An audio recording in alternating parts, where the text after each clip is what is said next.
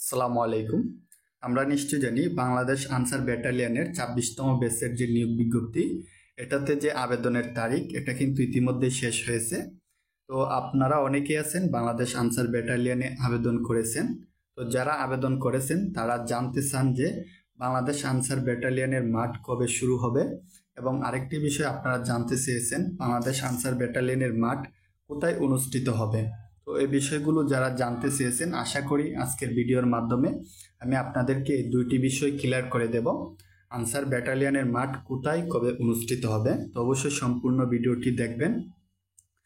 তো আমি আপনাদেরকে তার আগে বলে রাখি, বাংলাদেশ আনসার ব্যাটালিয়নের মাঠের SMS যখন আসা শুরু হবে আমি আপনাদেরকে সবার আগে জানিয়ে দেব।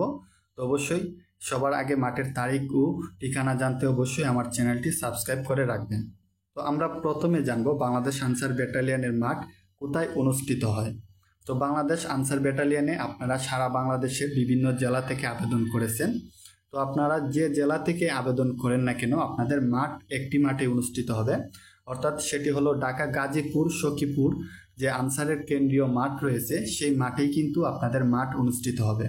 অর্থাৎ একটি মাঠেই সারা বাংলাদেশের মাঠ অনুষ্ঠিত হবে। আপনি যে জেলা থেকেই আবেদন করেন না কেন, আপনার নিজ জেলা বা বিভাগে আপনার মাঠ অনুষ্ঠিত হবে না।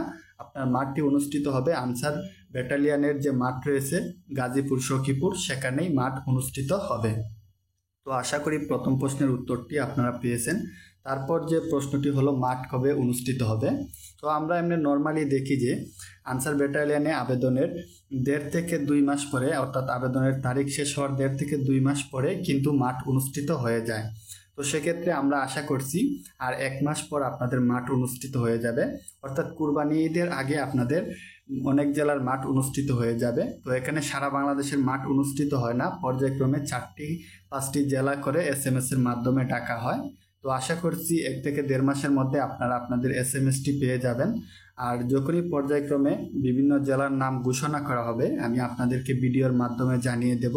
তো অবশ্যই সবার আগে আপনারা মাঠের ঠিকানা এবং তারিখ জানতে আমার চ্যানেলটি সাবস্ক্রাইব করে রাখবেন। যখন পর্যায়ক্রমে তাদের ওয়েবসাইটে জেলাগুলোর তালিকা প্রকাশ করবে আমি আপনাদেরকে জানিয়ে দেব। তো অবশ্যই আমার চ্যানেলটি সাবস্ক্রাইব করে রাখবেন। সবাই ভালো থাকবেন।